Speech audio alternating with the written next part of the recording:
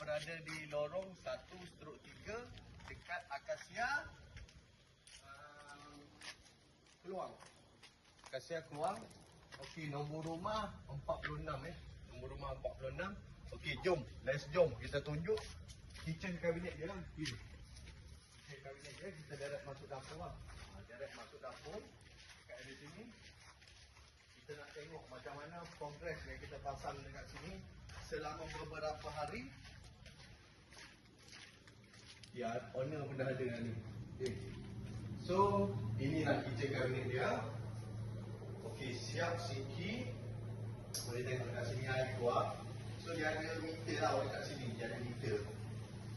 So, dekat sini pun ada air. So, boleh cuci. Macam sini. So, untuk yang ni, untuk gelas lah. Bila kita letak gelas, dia akan keluar air lah. Okey, macam biasa, free dish rack. Dan free juga auto rack. Soft close. Okay. So lighting dekat sini. So yang ni, oh belum on ni. So pakai sensor.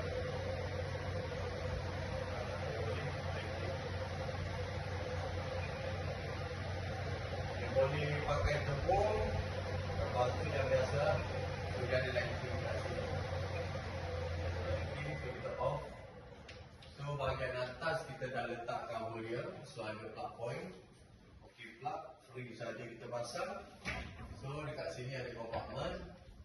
Sini bersama ada compartment. Soft close Ansel soft close. Okay, ni. So ni belum pasang lagi handle. Satu.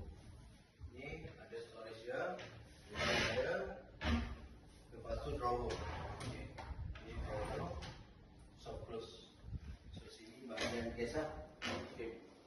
So untuk yang ni materialnya melamine campur dengan stone lah. Yang ni kita buat curve.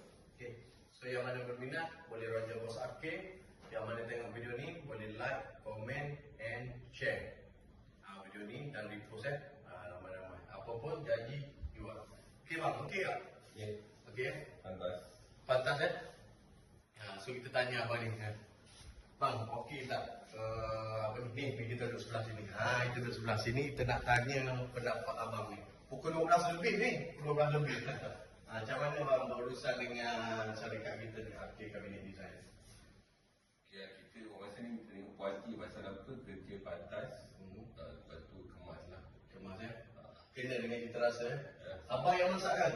Ya. Lepas ni masak sedap lagi Abang duduk biji rumah, so rumah ni abang duduk apa ni, weekend je kan? Kita sampai orang kan? Faham duduk biji rumah, faham 3 hari. So untuk next time harap-harap boleh bekerja sama lagi. Nak tambah wardrobe ke apa, boleh Roger. Yang penting cepat lah. Kemas. So jadi dalam masa 2 hari dah settle sepenuhnya lah. Okay. So korang bila lagi? Okay, dari Johor kita cover seluruh Semenanjung Malaysia, okay, termasuk Singapura, Langkawi, Sabah dan Sarawak. Okay, beres. Apa pun janji jual. Lucu.